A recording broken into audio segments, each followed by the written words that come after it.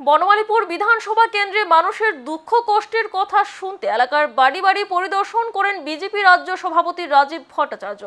বৃহস্পতিবার motor stand পূর্ব থানার road এলাকায় রেমেলের ফলে যারা ক্ষতিগ্রস্ত হয়েছে তাদের খোঁজ খবর নিতে বাড়ি বাড়ি ঘুরে এলাকার জনগণের সাথে কথা বলেছেন তিনি। এতে খুশি এলাকার মানুষজন। তবে এলাকার বিধায়ক বিষয়টি নিয়ে শীত ঘুমে রয়েছে বলে দাবি করেন বিজেপি রাজ্য সভাপতি রাজীব ভট্টাচার্য।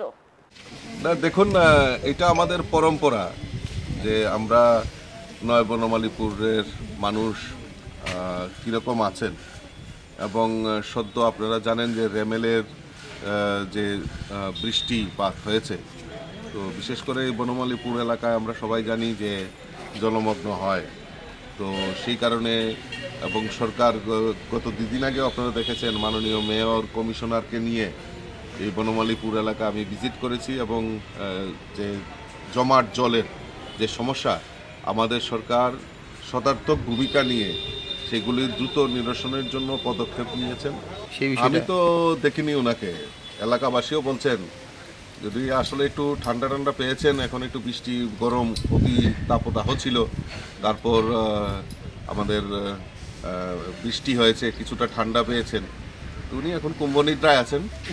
তো আমি বলবো কুম্ভনিদ্রায় থাকুন, কারণ তারা রাজনীতি করে শুধু তাদের নিজের ব্যক্তিগত স্বার্থকে চরিতার্থ করার জন্য। তাদের কাছে মানুষের পরিষেবা, মানুষের কাছে পাশে দাঁড়ানো, এটা তাদের মূল বিষয়বস্তু না।